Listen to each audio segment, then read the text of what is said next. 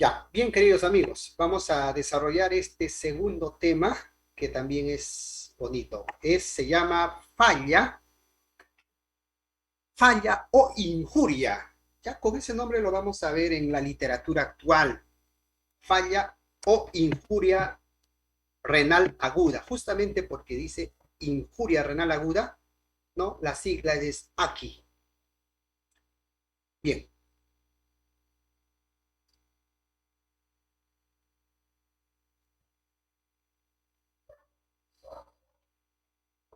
bien amigos. ¿Qué es la falla renal aguda o injuria renal aguda? Como le repito, anteriormente se denominaba insuficiencia renal, pero bajo un consenso lo nominan ahora como falla o injuria renal aguda. ¿Por qué? Porque la insuficiencia renal, ese término insuficiencia renal, ya es propio de un riñón que no funciona, de un riñón que ya de repente, previamente, ya ha sido injuriado, ya ha sido dañado. Pero en la falla renal o en la injuria renal, el riñón está en un proceso de lesión, en un proceso de injuria, en un proceso de malestar, si se quiere decir. Entonces, la falla renal o injuria renal aguda es un síndrome clínico caracterizado por la disminución abrupta, es decir, se desarrolla en cuestión de horas o días. ¿Hasta cuándo? Cuando es menos de 30 días, es decir, este proceso de injuria puede durar una semana, 2 semanas, un mes, 2 meses, 3 meses. Hasta los 3 meses se denomina injuria renal aguda. Pasado los 3 meses ya se convierte en una injuria renal, o perdón, en una insuficiencia renal crónica. Ya, en donde hay una disminución abrupta de la filtración glomerular, claro, ¿no? No hay buen filtrado glomerular, por tanto, el riñón es incapaz de excretar, de eliminar los productos nitrogenados, como es la urea, creatinina, otras sustancias de desecho, y pueda mantener la homeostasis de los líquidos y electrolitos. ¿Qué quiere decir?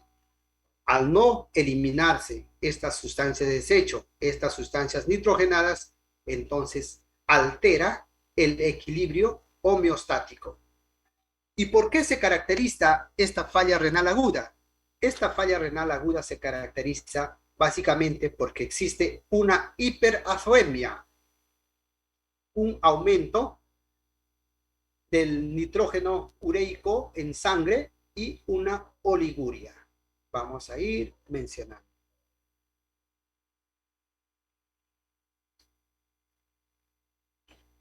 Clasificación. Hay diversas clasificaciones, ¿no? Por la causa, por las causas o por la ubicación donde está la lesión, puede ser injurias renales agudas prerrenales, injurias renales intrínsecas, es decir, en el propio riñón, e injurias renales postrenales, después del riñón, en vías urinarias. El 55% de las injurias renales son prerrenales. Y la otra clasificación no es por el lugar de aparición, puede ser, hay injurias renales intrahospitalarias, injurias renales adquiridas en la comunidad, como las infecciones, ¿no? Como las sepsis. Y injurias renales oligúricas, injurias renales no oligúricas, injurias renales anúricas. Injurias renales oligúricas, cuando la producción de orina es menor a 4, no oligúrica, es mayor a 400 mililitros en 24 horas, oligúricas, menor de 400 mililitros en 24 horas, y anúricas, menor a 100 mililitros en 24 horas. Bien, vamos a abarcar un poquito más en lo que vienen a ser las injurias renales o injurias renales agudas de localización prerrenal. Es decir, el propio riñón acá no tiene nada que ver. Disminución del volumen intravascular efectivo. Miren, ¿qué pasa? ¿En qué caso se da? Cuando una persona tiene una depresión de volumen por muchas causas, puede haber, mira, hemorragias, puede haber vómitos, puede haber quemaduras, etcétera, etcétera, o los diuréticos mismos, ¿no? Administramos diuréticos desmesuradamente, al paciente lo hacemos orinar 4.000, 5.000, 6.000 en 24 horas, hay una depleción de volumen, hay una disminución de volumen. Entonces, ¿qué pasa cuando hay una disminución, hay una depleción de volumen? Entonces llega menos cantidad de sangre hacia los riñones, disminuye la perfusión renal. Y como disminuye la perfusión renal, el riñón se lesiona el riñón. La única forma de que las nefronas se puedan oxigenar es por la perfusión.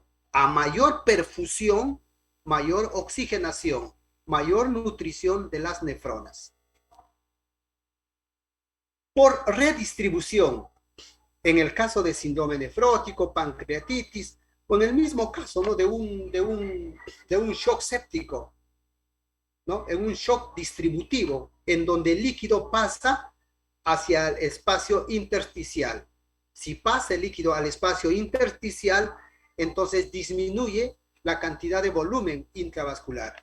Si disminuye la cantidad de volumen intravascular, disminuye la perfusión renal, disminuye el filtrado glomerular, etcétera, etcétera, etcétera.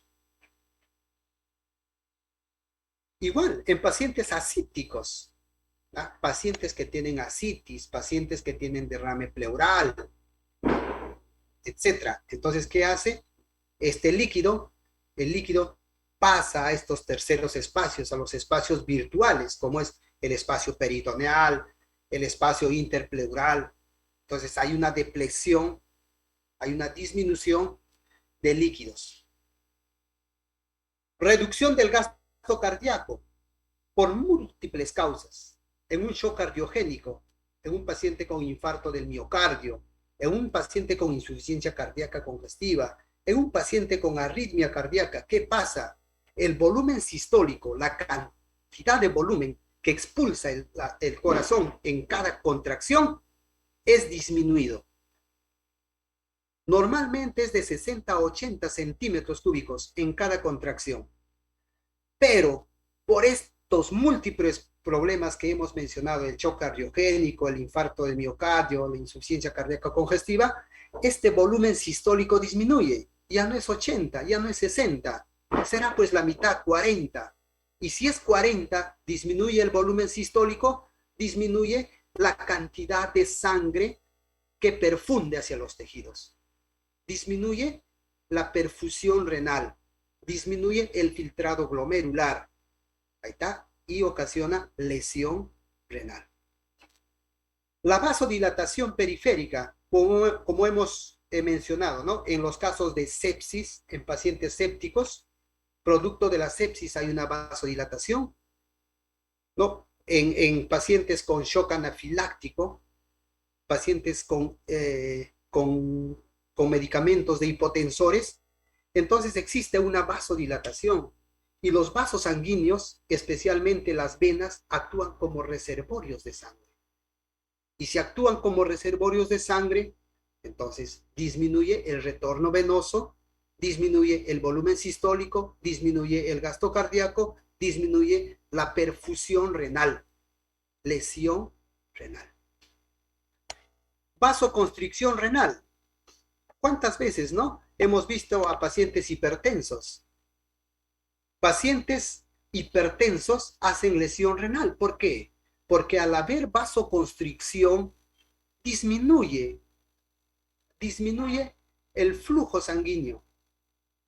Como disminuye el flujo sanguíneo, disminuye el aporte de oxígeno, de nutrientes hacia las nefronas. Las nefronas se lesionan y ocasionan una falla renal aguda.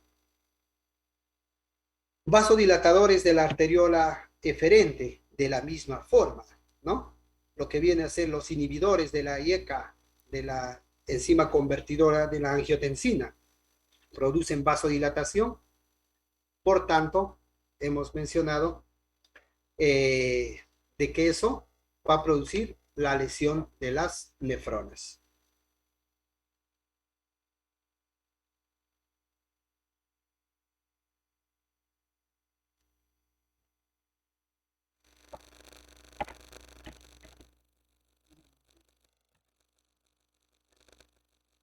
Ya, diagnóstico. ¿Cómo se diagnostica? Y esto no solamente, por favor, acá hay que tomar bastante de repente énfasis, ¿no? ¿Por qué? Porque nosotros estamos al cuidado del paciente. Y es importante saber esto para poder identificar tempranamente de que exista una lesión renal aguda. Uno, a través de la anamnesis.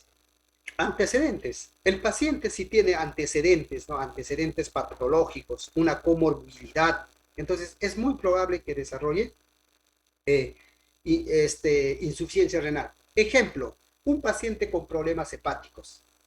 Este paciente con problemas hepáticos lo que va a hacer es ascitis. Al hacer ascitis, nuevamente repito, el líquido pasa hacia el espacio peritoneal, disminuye el volumen, la volemia, disminuye la perfusión renal, ahí está, lesión renal. Importante, paciente que tiene antecedentes de cirrosis, ¿no? Etcétera. Entonces, este paciente puede hacer injuria renal aguda. Ocupación, de la misma forma. Ocupación. Hay enfermedades ocupacionales. Entonces, estas enfermedades ocupacionales pueden hacer de que exista, por decir, daño hepático. Al haber daño hepático, no hay síntesis de proteínas, no hay síntesis de proteínas, el paciente se edematiza, hay una depresión de volumen y ocasiona daño renal o injuria renal. La diuresis, de la misma forma. Muchas veces nosotros hemos manejado a pacientes críticos, ¿no? Le ponemos una furosemida, le ponemos una ampollita de furosemida, pero el paciente con esa ampollita de furosemida ha orinado 2000, ha orinado 3000 el paciente. ¿Qué ha ocasionado esos 2000, 3000? Ha ocasionado de manera súbita la disminución de la volemia. Entonces, al disminuir súbitamente la volemia, disminuye el flujo sanguíneo igual, el flujo sanguíneo renal, etcétera, etcétera. ¿Se dan cuenta? Entonces, cuando ven que el paciente está orinando, ¿no? Por más de 2 mililitros por kilogramo de peso, lo normal es de 1 mililitro, de 0.5 a 1 mililitro por kilogramo de peso, vemos que está orinando más de 2 mililitros por kilogramo de peso, este paciente puede hacer falla renal por poliuria. Puede hacer. En el examen físico, también tenemos que hacer un examen físico, ¿no? La inspección, la palpación, la percusión, la auscultación. Tenemos que ver, inspeccionar. De repente el paciente se está edematizando. Al edematizarse, no vayan a pensar de que la volemia está incrementado. No, porque el líquido ha pasado al intersticio y hay una depleción de volumen. Hay una depleción de volumen. Entonces, vemos un paciente edematizado que está haciendo hipotensión, está haciendo oliguria, etcétera, etcétera. Entonces, yo puedo pensar de que puede desarrollarse en este paciente una insuficiencia, una injuria renal aguda. Igual, en la percusión, en la palpación, yo veo a un paciente con el abdomen bastante distendido, ¿no? El paciente está ascítico, o puede ser a nivel de los pulmones, puedo percutir y hay una matidez en la percusión. Entonces, se trata pues de un derrame pleural. ¿Ah? Este paciente puede desarrollar injuria renal aguda. Enfermedades de base, habíamos mencionado, ¿no? Infecciones, sepsis, etcétera, etcétera, pueden conducir a una injuria renal aguda. ¿De qué manera también se diagnostica? Mira, qué fácil, ¿no? Nosotros podemos ayudar al diagnóstico.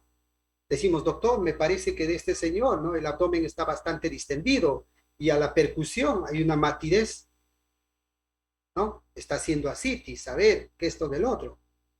¿Ah? Eh, en cuanto a lo que viene a ser laboratorialmente, estos pacientes hacen una acidosis, ¿no? Una acidosis metabólica con anion gap elevado, eso es en la fase aguda, ya en la fase tardía, con el anion gap se normaliza, ¿no? ¿Esto cómo lo veo? A través del AGA. Le saco un AGA y veo que el paciente está haciendo acidosis, ¿no? Una acidosis metabólica, entonces este paciente, ¿no? Puede estar haciendo una injuria renal aguda. Igualito, incremento del boom, hipercalemia, ¿ah? Como no está orinando este paciente, entonces está reteniendo potasio, eso conduce a las arritmias, elevación del segmento ST y alargamiento del complejo QRS. Entonces, de esa manera, mira, yo veo el monitor y veo un alargamiento del complejo QRS, veo una elevación del segmento T, entonces yo le puedo decir, doctor, este paciente está mal, ¿no? Me parece que está haciendo una injuria renal aguda. ¿Por qué? Porque le hay que pedir una urea, una creatinina, hay que pedir. ¿Ah? Hay que pedirle un AGA. No vaya a estar haciendo una injuria renal aguda. ¿Ah? Entonces, todo esto nos ayuda a nosotros como personal de salud, como enfermeros, también ayudar en el diagnóstico temprano de un paciente con injuria renal aguda.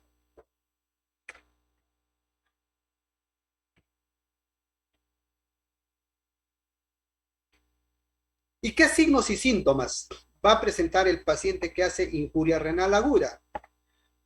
Ya va a ser oliguria. ¿Cuánto es la oliguria? Ya habíamos mencionado, ¿no? Paciente que haga menos de 5, perdón, menos de 0.5 mililitros por kilogramo de peso, más de 6 horas. No sé si me dejo entender. Más de 0.5 centímetros cúbicos por más de 6 horas. ¿Ya? A mí me está dando, ¿no? Un indicio de que puede estar haciendo lesión renal aguda, oliguria. Ya por más de 6 horas que orine menos de 0.5 centímetros cúbicos por kilogramo de peso.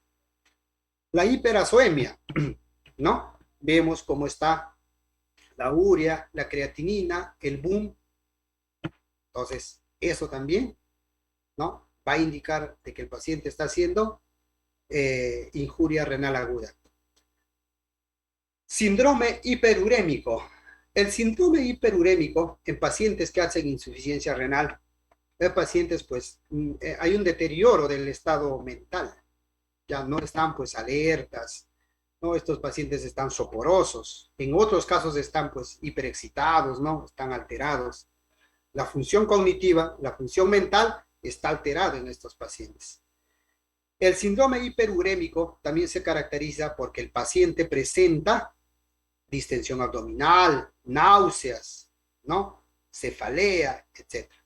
Entonces, si un paciente, yo veo, está oligúrico, hiperazoémico y tiene, ¿no? El nivel de conciencia se ha alterado, puede estar de repente soporoso o puede estar un poco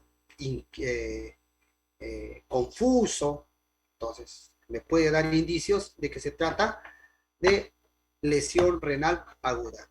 Hipotensión, lógicamente, signos de hipoperfusión, como viene a ser la piel fría, la parte distal fría, el llenado capilar mayor a 3 segundos, deshidratación, ¿no? Vemos la mucosa oral deshidratada y existe respuesta al reto de volumen. Si yo veo a este paciente oligúrico, hipotenso, o con una hipoperfusión, ¿no? Soporoso, le hago un reto, primero un mini reto, ¿no? Hago lo que antes hemos hecho, si es que este de repente va a responder a volumen, de hecho que sí, entonces le administro volumen, volumen.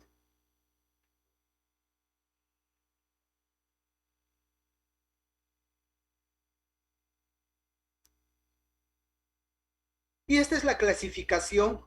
¿Cuántos de nosotros hemos escuchado el AKIN 1, AKIN 2, ¿no? Que viene a ser la categorización de la lesión renal. Saben, miren, si un paciente tiene, le toma su urea creatinina en este momento, ¿ya? Ya tiene todos los signos de hipoperfusión, está hipotenso, oligúrico, etcétera. Le tomas eh, lo que viene a ser una bioquímica sanguínea, en el cual la creatinina está en 1, por decir, está en 1. De acá a 48 horas le tomas otra prueba de creatinina y se eleva a 1.3, ¿ya? Entonces quiere decir de que este paciente está haciendo ya lesión renal aguda. Lesión renal aguda. ¿Ya? Y en cuanto a lo que viene a ser el volumen urinario, cuando el volumen urinario es menor a 0. Lo que mencionábamos, a 0.5 mililitros por kilogramo por hora, por 6 horas, ya hablamos de una lesión renal aguda AKIN 1, ¿no? Cuando se eleva de 2 a 3 veces el valor basal, ejemplo, esto es en una semana, hoy día le tomo y tiene 1 de creatinina, lo normal es de 0.6 a 1.2. Entonces, ¿qué pasa? Le tomo ahorita y sale 1. De 7 días se le toma y sale 2 o sale 3, quiere decir de que tiene ya una injuria renal, ¿no? Ya moderada.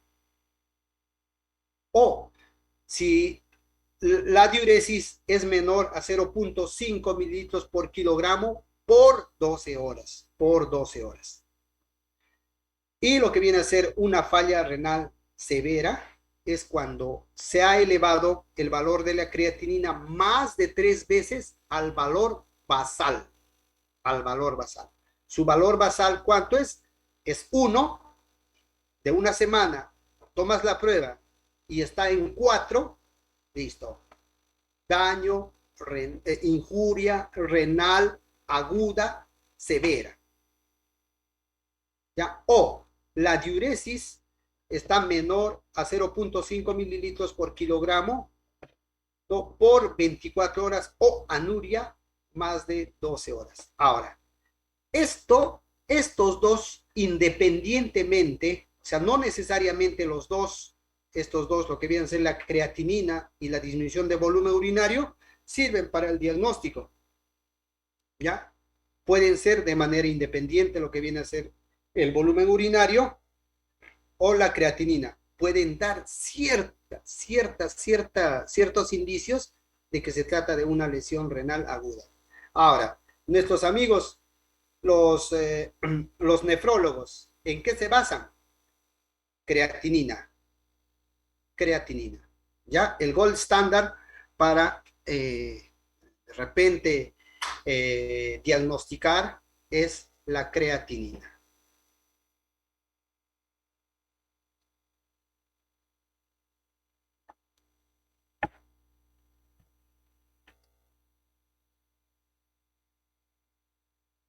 Bien, la furosemida en el tratamiento de la falla renal aguda, oligúrica o anúrica. Bien, entonces miren, muchas veces nosotros hemos administrado, ¿no? Furosemida cuando hay una disminución de la diuresis, entonces utilizamos un diurético, ¿Por qué? Ya hemos mencionado, porque cuando hay mayor flujo renal, mayor filtrado glomerular, entonces las células reciben más oxígeno, más nutrientes. Las nefronas reciben más oxígeno, más nutrientes.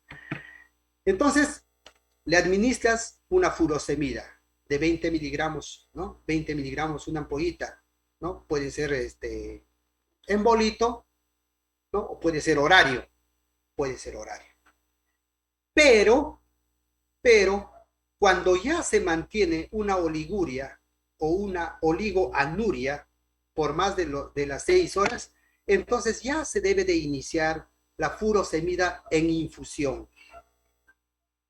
Los estudios han demostrado que la furosemida en infusión es menos perjudicial que la furosemida administrada en bolo. La furosemida administrada en bolo, entonces tienen mayor probabilidad de que se pueda desarrollar por ahí lo que viene a ser una trastornos en la sensibilidad auditiva, ¿no? Son ototóxicos.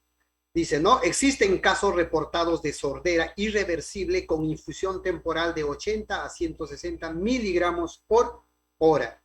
¿De cuánto viene la furosemida? Viene de 20 miligramos. Es decir, si 4 ampollitas le pasas en una hora, ¡ay! Sordera irreversible. No hagan eso. ¿Ya? Entonces, mejor administren furosemida en infusión. ¿Qué más? Con la administración de furosemida también puede haber depresión de volumen, lo que habíamos mencionado, ¿no? Entonces, de repente el paciente no orina, entonces con la furosemida empieza a orinar, y eso genera una depresión de volumen. Esa depresión de volumen va a generar más daño renal, mayor daño renal. Y de acá de repente, ¿no? Uno de los requisitos para nosotros administrar furosemida, ya sea en bolo y más aún todavía en infusión, es cerciorándose de que el paciente está en un estado de eubolemia. Su bolemia está normal. Tú no puedes pasar furosemida a un paciente que está deshidratado. Tú no puedes pasar furosemida a un paciente que tiene pérdida de volumen. ¿Ya? Porque vas a ocasionar esto.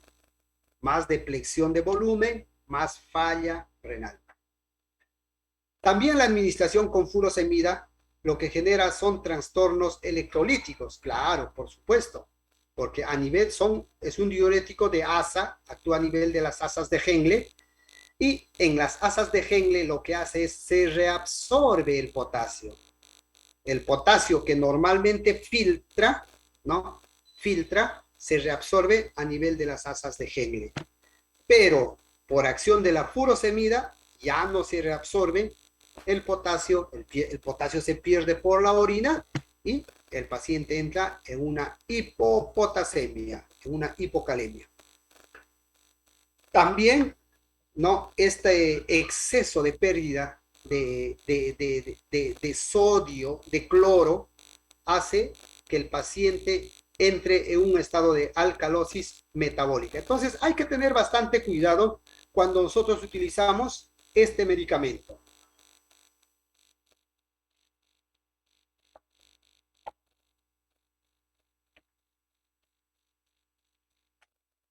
¿Y cómo se administra la furosemida en bomba? Ahí está. Furosemida en bomba, la furosemida en presentación ampolla de 20 miligramos en 2 mililitros, 20 ampollas o 400 miligramos en 100 centímetros de cloruro al 9 por mil. ¿Ya? Eso se pasa más o menos de 20 a 40 miligramos por hora, regulando, hay que regular siempre de acuerdo a la diuresis, y ¿no? En microgramos kilo minuto es de 0.5 microgramos kilo minuto. Regulamos a esta dosis, entonces pasamos.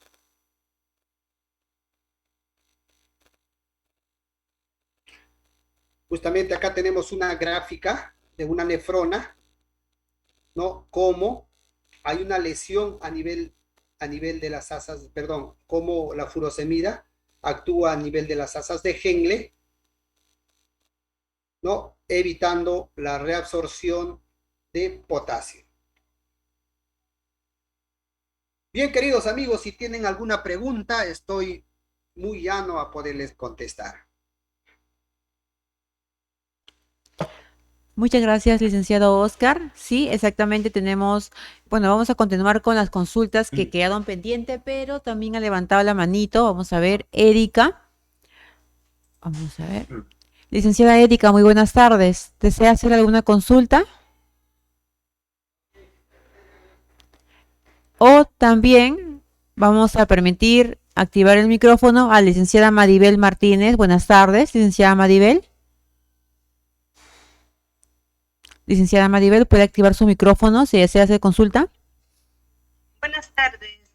Bueno, primero felicitar al colega ponente, muy bonita la exposición, muy interesante. Yo quería solamente compartir una pequeña experiencia. En mi hospital, en mi ex hospital, solíamos manejar porque teníamos muchas pacientes con fallas renales, injurias renales, y entonces nosotros manejábamos a la paciente con bombas de infusión.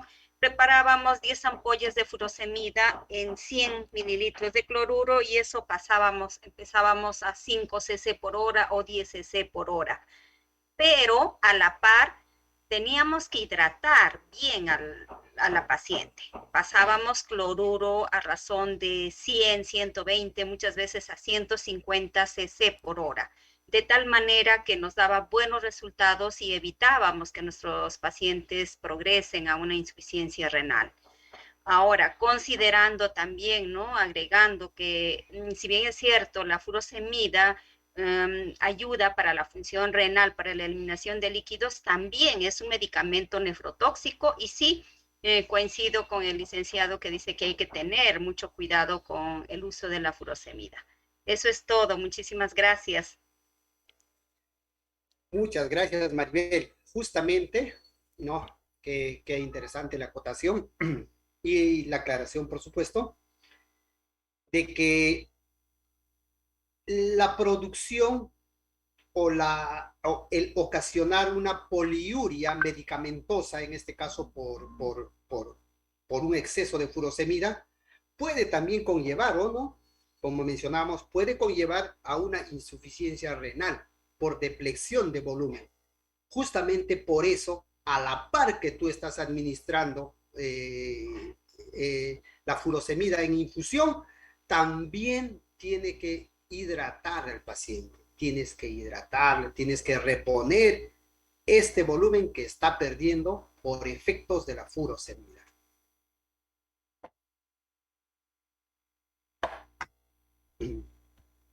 Muchas gracias, licenciada Maribel, por contarnos tu experiencia.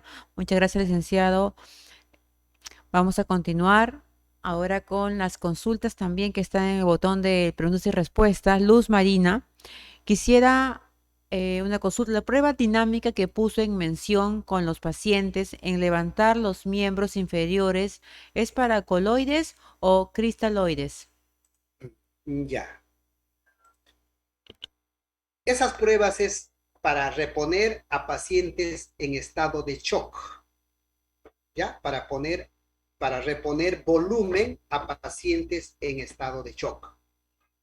Entonces, ¿qué pacientes se van a beneficiar con volumen? Los pacientes que tienen un shock hipovolémico y los pacientes que tienen shock distributivo. Pero los que tienen shock hipovolémico, ellos van a responder. Ellos van a responder. En ellos es necesario y va a actuar el volumen. Pero en pacientes con shock distributivo, como es el caso de un shock séptico, no todos van a responder a volumen, porque la hipotensión puede deberse a la vasodilatación también, pues, a vasodilatación. Entonces, justamente estas pruebas dinámicas que se hacen es para cerciorarse de que el volumen que yo le voy a retar al paciente no sea deleterio, no sea perjudicial. ¿Me dejo entender? Ya, entonces de ahí sacamos de repente un poquito de analogía. Decimos, entonces, ¿en qué tipo de pacientes hago estas pruebas dinámicas? ¿No? En pacientes que existe duda de que la hipotensión es por disminución de la polemia. ¿Ah? Hay pacientes sépticos que efectivamente necesitan volumen, pero hay pacientes sépticos que no necesitan volumen, sino necesitan vasoactivos. Entonces, ahí se hace. ¿Estamos? Ahí se hace.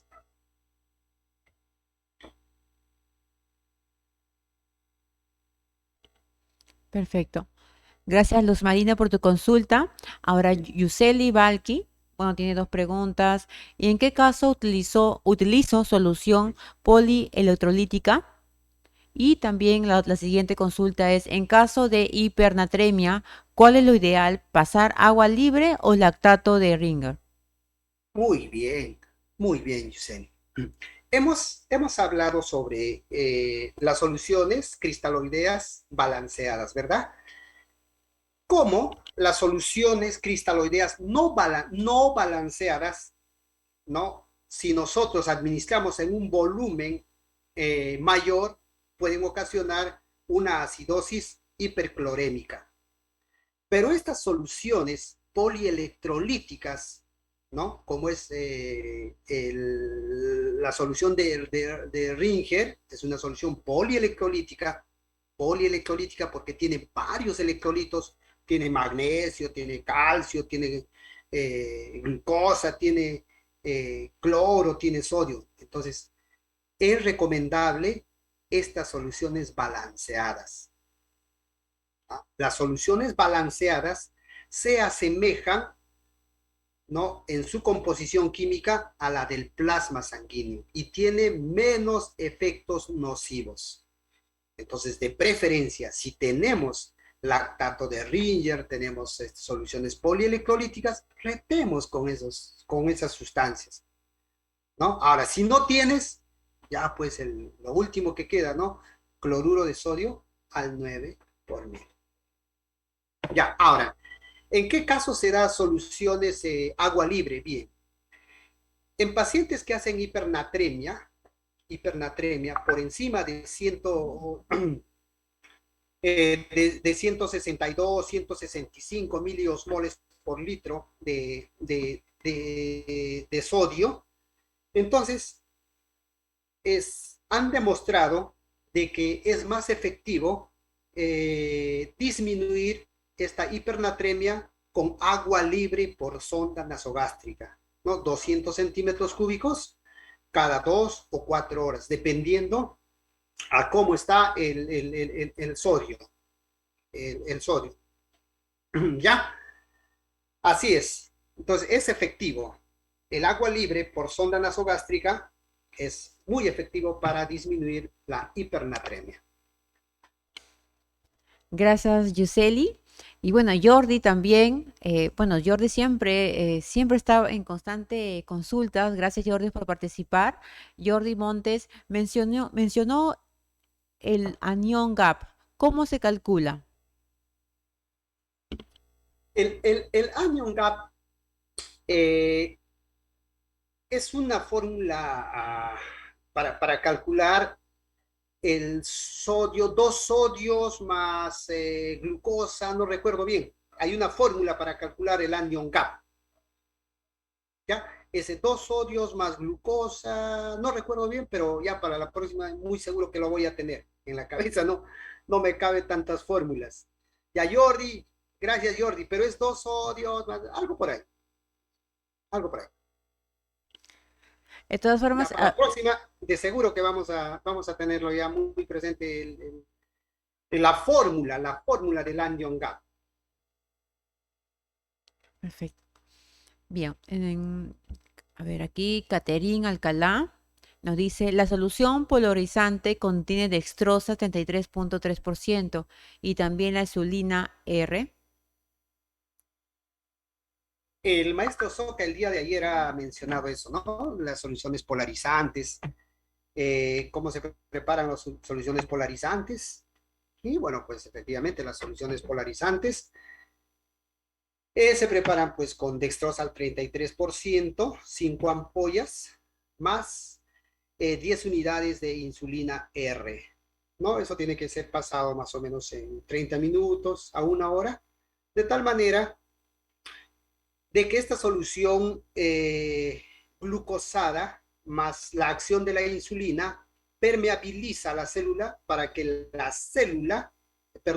la glucosa ingrese al interior de la célula y por cotransporte jale el potasio. Es otro de los fundamentos de los mecanismos de acción de las soluciones polarizantes. Ya, efectivamente así se prepara, colega. Sí, efectivamente, ayer el magíster Marcos Soca explicó muy bien cómo es la preparación de todo lo referente a la insulina. Stephanie Carpio Cortés, ¿cómo prevenir la injuria renal en un paciente con Z-acidosis diabética?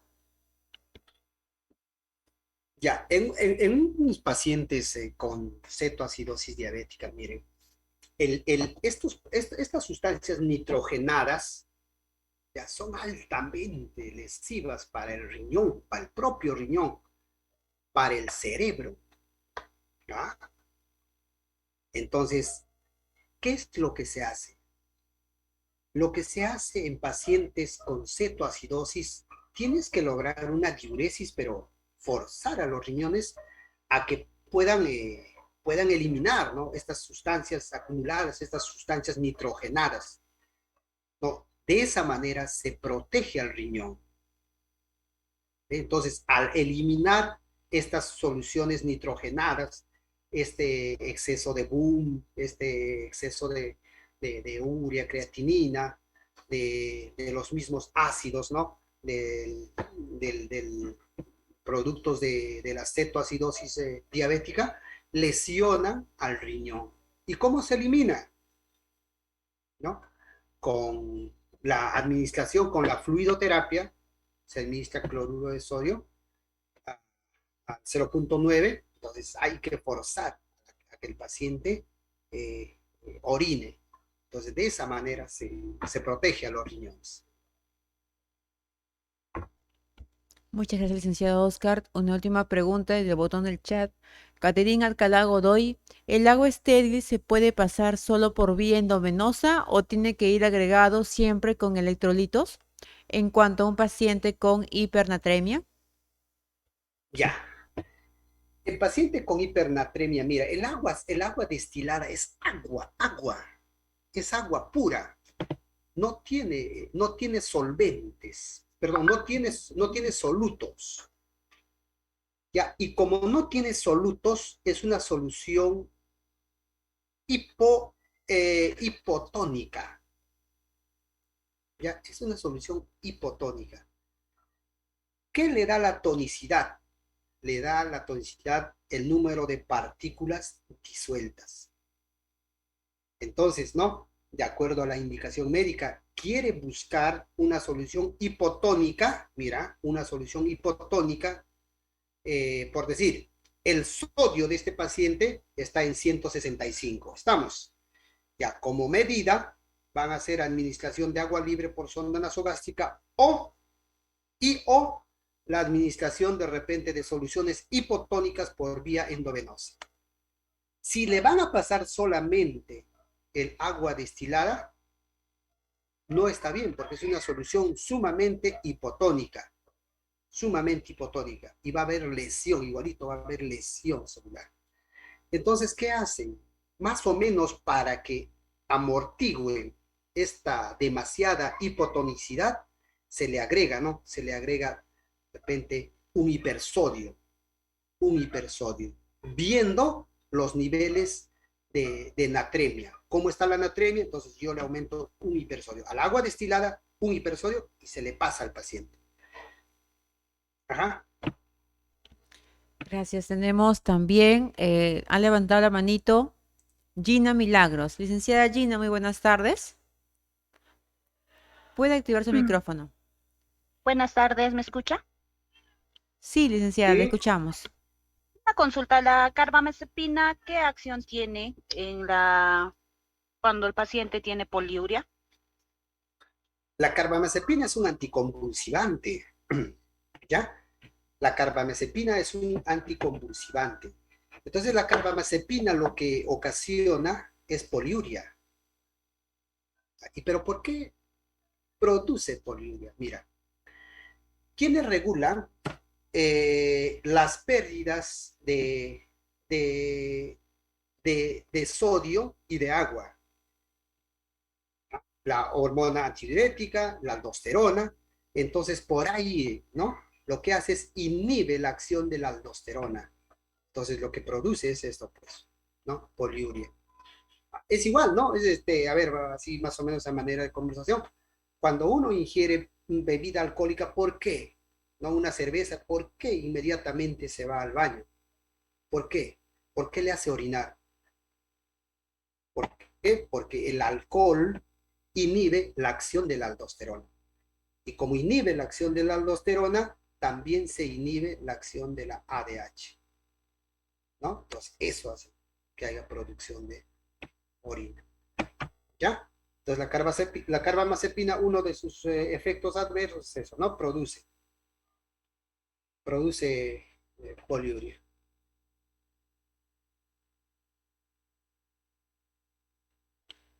Gracias, licenciada Gina, por su consulta. Licenciado, tenemos dos consultas, dos últimas consultas. ¿Las respondemos? Aquí dice el licenciado Jordi Montes Villanueva, mencionó, bueno, eso ya está respuesta. Eso ya Sí, ya ha quedado está. como tarea para la próxima. Luz Marina también, a ver, ¿puede volver a repetir del agua libre y la hiponatremia, por favor? Ya, la hipernatremia, es la hipernatremia. Ya, cuando el sodio está por encima de 162, 165 miliequivalentes o miliosmoles por litro, entonces para bajar este exceso, porque lo normal es de 140 a 150 miliequivalentes, miliosmoles por litro, entonces se utiliza agua libre, ya agua libre por sonda nasogástrica. Entonces, el agua hervida, ese es el agua libre, entonces eso en un volumen más o menos de 200 centímetros cúbicos, cada 2 horas, cada 3 horas o cada 4 horas, ¿no? Se administra 200 centímetros cúbicos por sonda nasogástrica. Entonces, el agua que tú administras por la sonda nasogástrica se absorbe. Al absorberse, pasa a la sangre y lo diluye, ¿ve? Lo diluye. Este exceso de sodio que tiene, lo diluye. Así actúa el agua libre, ¿ya? Pero se administra en casos de hipernatremia, ¿ya? No en hiponatremia. ¿Ya? En hiponatremia se administra ya también soluciones hipertónicas al 3%, ¿no? Generalmente al 3%, pero cuando el sodio está por debajo de 122, 125 miliequivalentes por litro. En casos ya de una hiponatremia ya bien marcada. Excelente. Muchas gracias a todos los participantes que han intervenido el día de hoy. Gracias, licenciado Oscar Molina, por sus dos últimas participaciones y por responder todas las consultas de nuestros participantes. Así le agradece por su participación y nos estamos viendo pronto, ya sea en el programa de UCI Adulto o en otros cursos que ASIS pueda brindar. Muchas gracias. Muchas gracias, cuídense, permiso.